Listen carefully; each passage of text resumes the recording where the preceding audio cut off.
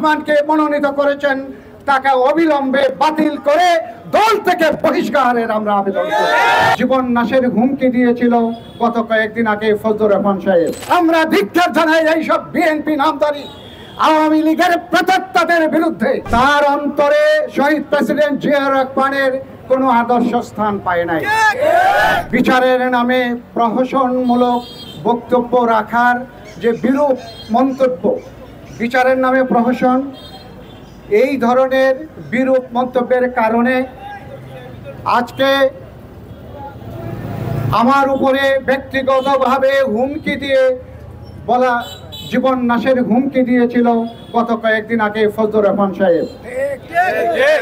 এবং ইত্তা অষ্টগ্রাম মিঠামনের যেসব ভাইয়েরা 24টি ইউনিয়নে যারা কর্মরত ছিলেন, যারা দলের সাথে সম্পৃক্ত ছিলেন, তাদের পক্ষে ভয়ভীতি প্রদর্শন এবং ফজলুর রহমানের মনোনয়নের বাতিলের দাবিতে আজকের এই মানববন্ধন। ভাইয়েরা আমার, আমি আগে একদিন বলেছিলাম যে তার অন্তরে শহীদ প্রেসিডেন্ট জিয়া রহমানের কোনো আদর্শ স্থান পায় নাই। স্থান পেয়েছে স্বৈরাচারী হাসিনার আদর্শ এবং তার সার্বিক লালন পালনের বিষয়গুলো।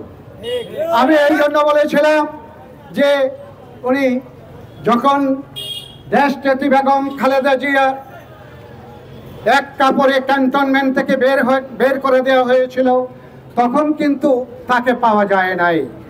তাকে একটি কথা বলতেও পাওয়া যায় নাই।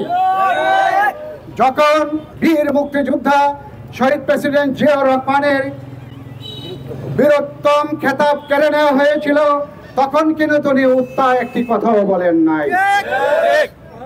কিন্তু যেদিন ট্রাইব্যুনালের রায়ে হাসিনার ফাঁসি ঘোষিত হলো, আর কয়েক ঘন্টার মধ্যেই তিনি তার স্বরূপে বের হয়ে আসলেন, বললেন এই ট্রাইব্যুনালের রায় বিচারের নামে প্রহসন।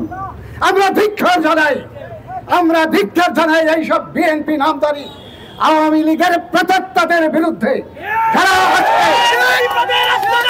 যারা পাশে দাঁড়িয়েছেন, যারা শেখ হাসিনার বক্তব্যের ফাঁসির বিষয়টিকে মেনে নিতে পারছেন না, বলছেন বিএনপি বা যেই ক্ষমতায় আসো এই ফাঁসি থাকবে না। মোদি বলেছেন এই আদালত, এই বিচারালয়, এই প্রসিকিউটর, এই সব পদ্ধতি কোনো সঠিক পদ্ধতি নয়। কাজেই আমরা ধরে নিতে পারি ইত্তা অষ্টগ্রাম মিঠামনের কিশোরগঞ্জ 4 নির্বাচনী এলাকায় প্রাথমিকভাবে যে ফজলুর রহমানকে মনোনয়ন দেওয়া হয়েছে, এই লোক যদি এখানে থাকে তাহলে বিএনপি পুনর্বাসিত হবে না, পুনর্বাসিত হবে শেখ হাসিনার আদর্শ।